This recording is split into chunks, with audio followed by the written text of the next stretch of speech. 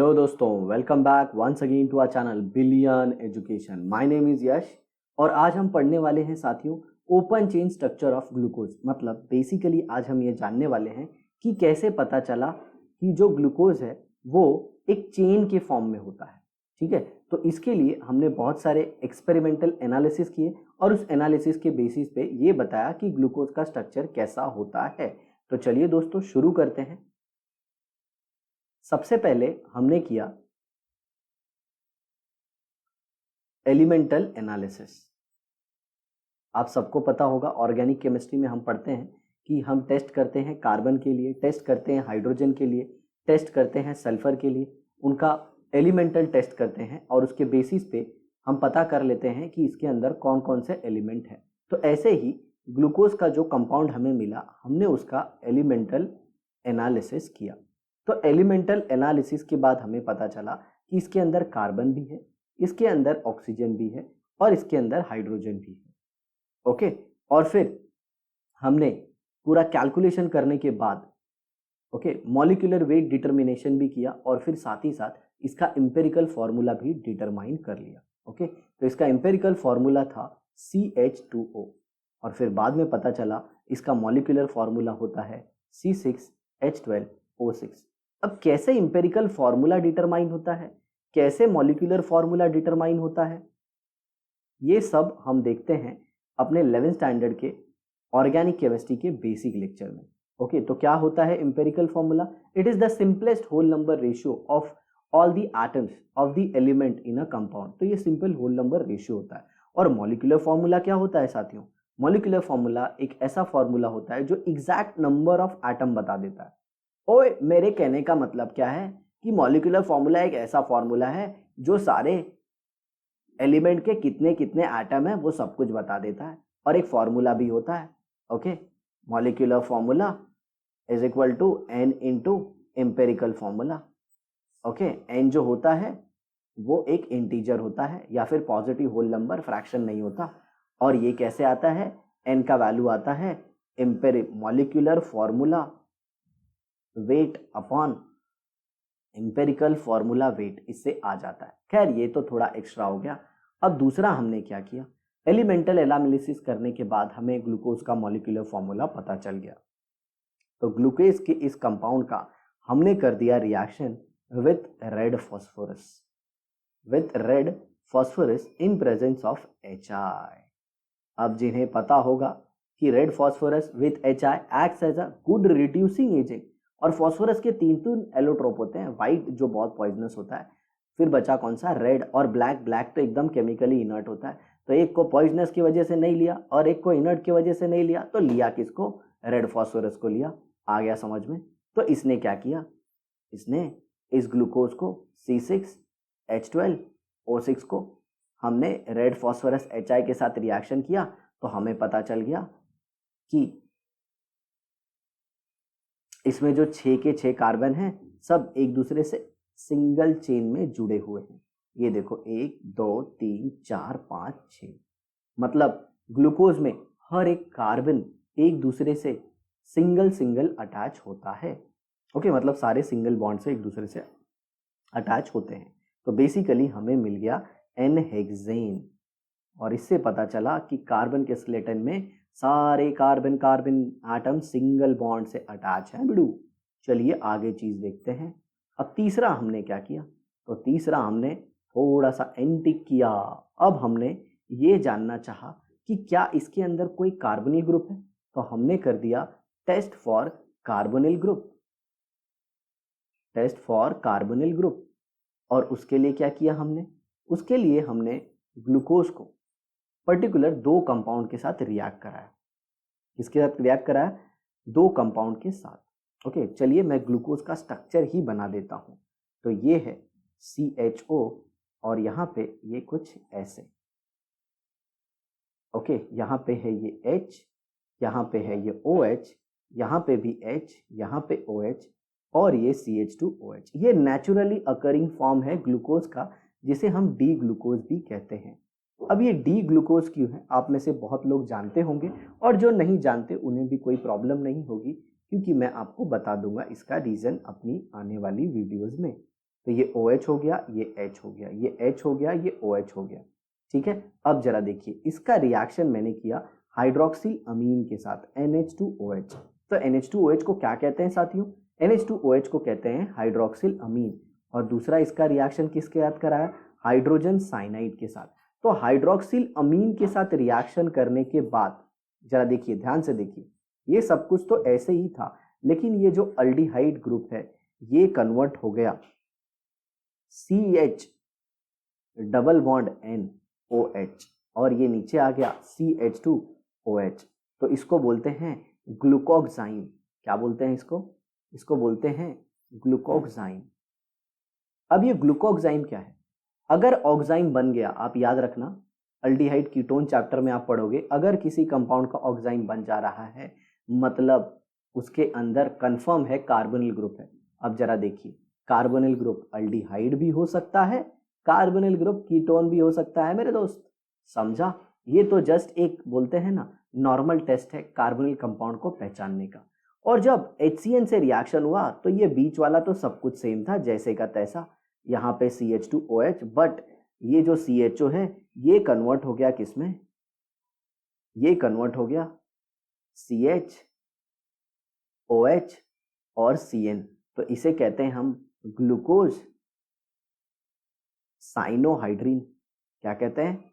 Glucose cyanohydrin. ये भी एक टेस्ट है किसका? कार्बोनिल ग्रुप का।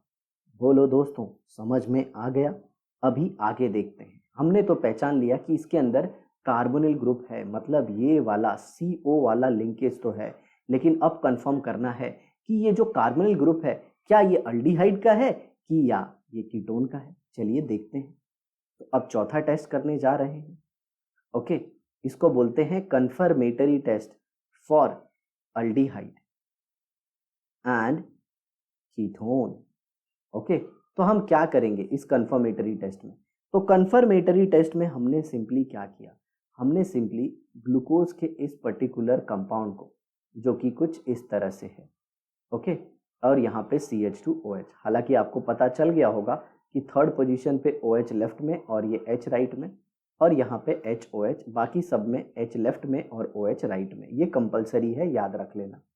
Okay, naturally occurring D form का। तो जो डी फॉर्म है वह नेचुरली अकरिंग ग्लूकोज का फॉर्म है, और इसको मैंने रिएक्ट करा दिया किससे? Br2 वाटर से। इससे Br2 वाटर। तो Br2 वाटर जो है साथियों, ये एक ऑक्सीडाइजिंग एजेंट की तरह काम करता है। कैसे काम करता है? Oxidising agent. अब किसी को ऐसे डाउट आता होगा कि सर ये काम कैसे करता है, तो अगर आप चाहते हैं कि how Br2 water acts as an oxidising agent, तो हम उसके लिए एक सेपरेट वीडियो बना देंगे। आप कमेंट बॉक्स में रिक्वेस्ट कर सकते हैं, ठीक है। अब जरा देखिए यहाँ पे इंपॉर्टेंट चीज, ये जो Br2 वाटर है ये एक माइल्ड ऑक्सीडाइजिंग एजेंट है। माइल्ड ऑक्सीडाइजिंग एजेंट जो क्या करता है? जो ये अल्डिहाइड को कन्वर्ट कर देता है कार्बोक्सिलिक एसिड में। ये चारों पोजीशन सेम होगी और यहाँ पे ये कन्वर्ट हो गया कार्बोक्सिलिक एसिड और ये CH2OH। मतलब ये इतना माइल्ड ऑक्सीडाइजिंग एजेंट है कि ये सिर्फ और सिर्फ अल्डिहाइड को कार्बोक्सिलिक एसिड में कन्वर्ट करता है। और अगर इसको आपने सोचा कि आप कीटोन के साथ रिएक्शन कराएंगे ब्रोमीन वाटर का, तो कीटोन के साथ इसकी कोई रिएक्शन नहीं होगी, क्योंकि ब्रोमीन वाटर एक बहुत ही वीक ऑक्सीडाइजिंग एजेंट है।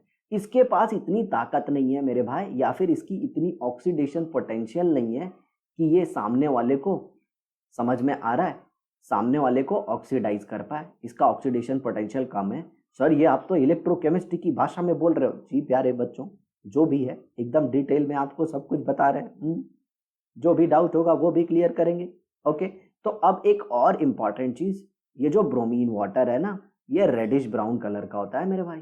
कौन से कलर का? Reddish brown. ओके, सुना तो होगा ही आपने, ब्राउन कुड़िए नी तेरे ब्राउन रंग देने। ओ ये क्या बोल रहे हो सर? तो सिंपल, ये रिएक्शन के बाद brown colour fades away. Brown colour fades away, या फिर सिंपल भाषा में बोलूं तो ब्राउन कलर जो है वो डिसअपीयर हो जाता है मेरे दोस्त, क्योंकि ये ब्रोमीन तो यूज हो गया किसमें? इसको ऑक्सीडाइज करने में। तो ये था कंफर्मेटरी टेस्ट फॉर अल्डिहाइड, और पता चल गया कि ग्लूकोज के अंदर अल्डिहाइड होता है, कीटोन ये टेस्ट नहीं देता। बोलो समझ में आया? समझ में आया। मतलब एक सिंपल सी बात है, अगर फ्रक्टोज को आप Br2 वाटर से रिएक्ट करोगे तो आपको नो रिएक्शन मिलेगा। आया बात समझ में? जी सर, गजब सर, मस्त समझ में आया। तो चलिए अब बढ़ते हैं नेक्स्ट रिएक्शन की तरफ, that is the fifth reaction. ठीक है, तो चलिए दोस्तों, क्या है पांचवा रिएक्शन। अब हम ये जानना चाहते थे कि ये जो ग्लूकोज का स्ट्रक्चर है, भले मैंने आपके सामने ये तो बना के दिखा दिया ग्लूकोज, लेकिन पहले हमें ये पता नहीं था। हम ये जानना चाहते थे कि उसके अंदर कितने अल्कोहलिक ग्रुप हैं, उसके अंदर कितने अल्कोहलिक ग्रुप हैं। तो this is nothing but the test for number of alcoholic group in glucose. Glucose में कितने अल्कोहलिक ग्रुप हैं ये हमें जानना था। तो अब क्या है, आप सबको पता है कि अल्कोहल रिएक्शन करते हैं किससे? एसिटिक एनहाइड्राइड से। तो इसका मैं स्ट्रक्चर बनाना चाहूँगा, H3C C double bond O C double bond O H3C, इससे रिएक्शन करते हैं। या फिर आप ले सकते हो H3C C double bond O Cl। Sir ये पहला वाला जो लिखा है ये आपने क्या है? ये है एसिटिक एनहाइड्राइड। क्या है ये?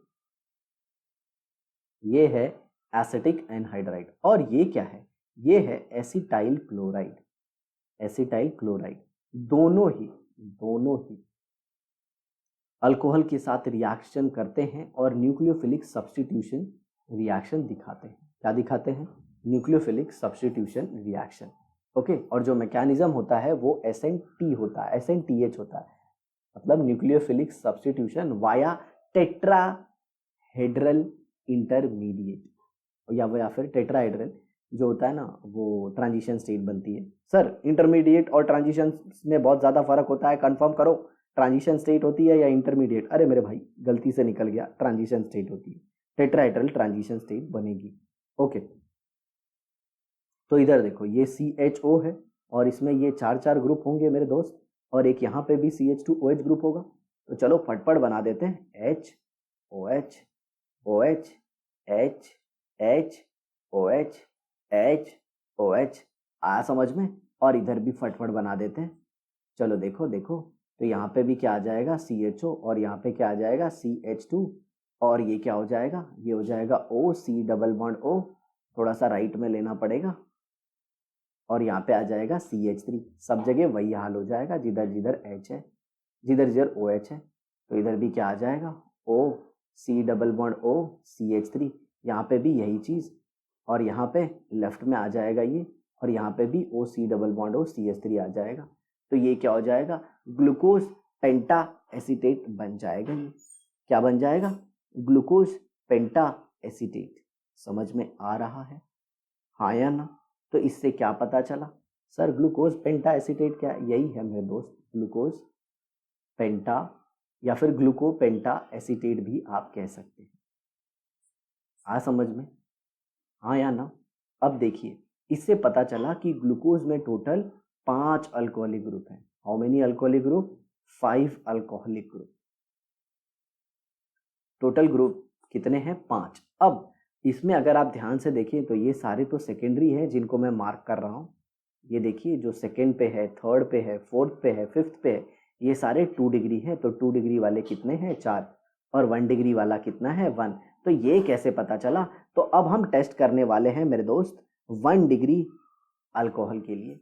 तो 1 डिग्री अल्कोहल हम सब जानते हैं, 1 डिग्री अल्कोहल हम सब जानते हैं कि वो डाइल्यूट नाइट्रिक एसिड से रिएक्ट करने के बाद कार्बोक्सिलिक एसिड में कन्वर्ट हो जाता है। मतलब डाइल्यूट नाइट्रिक एसिड इतना स्ट्रॉन्ग ऑक्सीडाइजिंग एजेंट है कि वो जो ग्लूकोज है उसके लोएस्ट कार्बन पे जो OH अटैच है उसको पहले ऑक्सीडाइज करता है अल्डिहाइड में, और फिर कर देता है डायरेक्टली कार्बोक्सिलिक एसिड में। ठीक है, तो यहाँ पे देखिए, मैं ले लेता हूँ आपका ग्लूकोज और उसको थोड़ा सा बनाता हूँ अलग तरीके से, समझने की कोशिश कीजिएगा। ये 4 हो गया, और यहाँ पे होगा ये CH2, और ये है OH।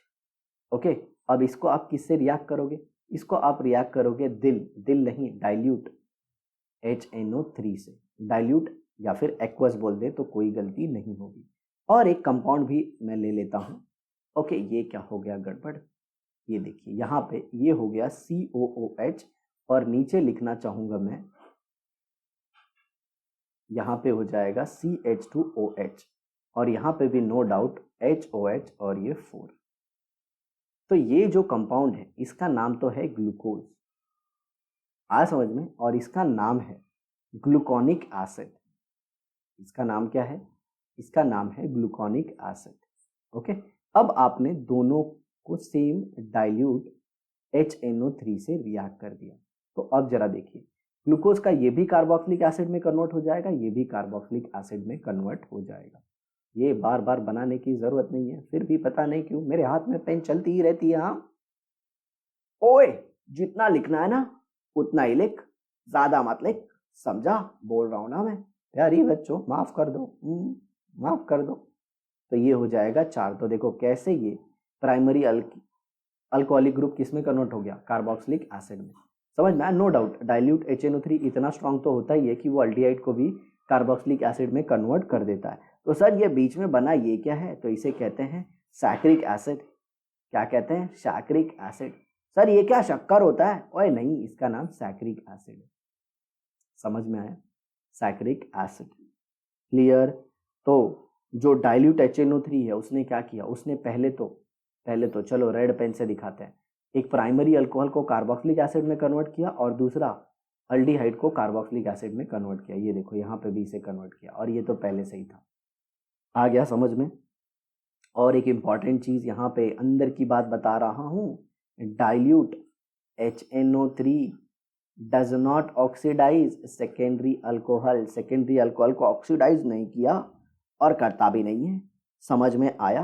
अब चलो नेक्स्ट और एक रिएक्शन देख लेते हैं पर आयोडिक एसिड का। समझ में आ रहा है? ये पर आयोडिक एसिड से भी रिएक्शन होता है, एकदम सिंपल सा है। ये भी अपने को बता देता है कि टोटल कितने कार्बन एटम है और उनका अटैचमेंट कैसा है। समझ में आया? तो चलिए वो भी पूरा कर देते हैं। 7th रिएक्शन ऑफ ग्लूकोज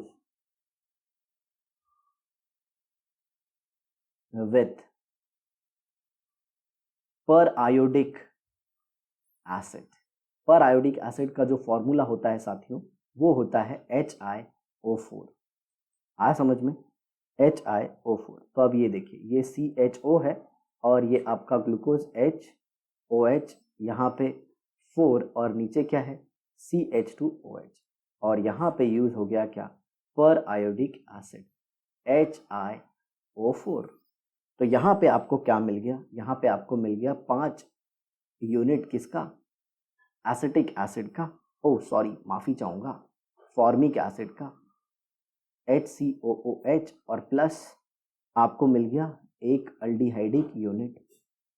समझा कैसे हुआ रिएक्शन, वो मैं आपको बता देता हूँ। ये देखो, ये हो गया यहाँ पे CH2OH, यहाँ पे हो गया CHO और ये देखो ये छोटू छोटू लिख देता हूँ मैं HOH, OH H H OH H OH। इसका मैकेनिज्म तो नहीं बताऊंगा लेकिन हर एक को तोड़ के आपको क्या लगाना है, ओके सबको तोड़ के क्या लगाओगे, OH OH लगा डालोगे। क्या लगा दोगे, OH OH। इधर तोड़ दो, इधर तोड़ दो, इधर तोड़ दो, इधर तोड़ दो और इधर तोड़ दो, सारे कार्बन कार्बन बॉन्ड को तोड़ दो। ठीक है, अब जरा देखो ये जिनको मैं मार्क कर रहा हूं, ये 4 को देखो, ये 4 कैसे होंगे जरा ध्यान से देखना। ये कार्बन है, इसको एक OH अटैच है और इसको एक H अटैच है और इसको फिर 2 OH आ जाएंगे, बराबर। ऐसे कितने हो गए, 4। अब एक कार्बन पे 2 OH स्टेबल नहीं होते। ये डायलॉग तो आपने बार बार सुना होगा, एक कार्बन पे 2 OH स्टेबल नहीं होते। जो जेमिनल डायोल होते हैं वो स्टेबल नहीं होते। लेकिन क्यों मेरे भाई, तो याद रखना वो 4 मेंबर्ड साइक्लिक ट्रांजिशन स्टेट बना लेते हैं या फिर 4 मेंबर्ड रिंग बना लेते हैं जो अनस्टेबल होती है और इसीलिए यहाँ से वाटर का निर्जलीकरण हो जाता है। 4 मेंबर, सर 4 मेंबर कैसे, 1 2 3 और ये 4। तो यहाँ पे क्या बन गया, ये C हो गया, ये OH हो गया, ये H हो गया और ये डबल बॉन्ड O। तो ऐसे 4 बन गए। जरा इस ऊपर वाले को ले लो, इस ऊपर वाले को ले लो, तो ये तो हो गया C डबल बॉन्ड OH और यहाँ पे भी OH आ गया। तो देखिए एक 5वां भी फॉर्मिक एसिड का यूनिट बन गया। अब इसको भी OH अटैच करो तो ये देखो CH और यहाँ पे भी OH। अब फिर वही बात आ गई, एक कार्बन पे 2 OH स्टेबल नहीं होते क्योंकि वो एंट्रोपी ड्रिवन रिएक्शन होता है। सर ये एंट्रोपी ड्रिवन रिएक्शन क्या होता है? मतलब यहाँ पे एंट्रोपी बढ़ेगी, मतलब एक मॉलिक्यूल से 2 बनेंगे और डेल्टा H नेगेटिव आएगा, इसका मतलब डेल्टा G भी नेगेटिव आएगा और ये दे देगा HCH double bond O plus H2O। Sir ये एंट्रोपी ड्रिवन रिएक्शन वाला जो डायलॉग आपने बोला ना, नहीं समझा तो प्यारे बच्चों, इस रिएक्शन में delta G is equal to delta H minus T delta S होता है, जिसमें जो डेल्टा S होता है ना वो पॉजिटिव होता है। एक मॉलिक्यूल से 2 बन रहे हैं और डेल्टा H भी स्लाइटली नेगेटिव ही आता है, तो ओवरऑल डेल्टा G क्या हो गया? नेगेटिव। तो इसकी वजह से ये रिएक्शन हो जाता है, जिसमें भी एक कार्बन पे 2 OH अटैच होता है ना, वाटर का रिलीज होता है, वो ऐसे होता है। अरे सर मस्त, एकदम फैंटाबुलास्टिक फैंटास्टिक, समझ में आया दोस्तों? तो ये सारे टेस्ट थे जो हमें ये बताते थे कि ग्लूकोज जो होता है वो ओपन चेन स्ट्रक्चर के फॉर्म में होता है, बट आगे चल के कुछ ऐसा भी पता चला कि ग्लूकोज का ये जो फॉर्म है ये बहुत ही कम अमाउंट में रहता है और ग्लूकोज ज़्यादा प्रीफर करता है साइक्लिक फॉर्म में रहना, क्योंकि आप सब जानते हो साइक्लिक फॉर्म ज़्यादा स्टेबल होता है, उसकी पोटेंशियल एनर्जी कम होती है। और कैसे ये साइक्लिक फॉर्म को अटेन करता है, उसके लिए आपको पता होना चाहिए अल्कोहल और अल्डिहाइड के बीच का reaction, that is nucleophilic addition reaction, nucleophilic addition reaction. Anyway साथियों, आई होप आपको ये वीडियो ज़रूर पसंद आई होगी। अगर आपको वीडियो अच्छी लगी है तो आपने अप्रिसिएशन नीचे कमेंट बॉक्स में लिखना मत भूलिएगा। चैनल पे नए हो तो सब्सक्राइब कर दो, बेल आइकन को दबा दो ताकि जब भी हम वीडियो अपलोड करें नोटिफिकेशन आपको मिल जाए, और साथ ही साथ जितना हो सके उतना इसे शेयर करें और अपना ज्ञान बढ़ाएं। Thanks a lot for watching the video. Have a nice day. Bye.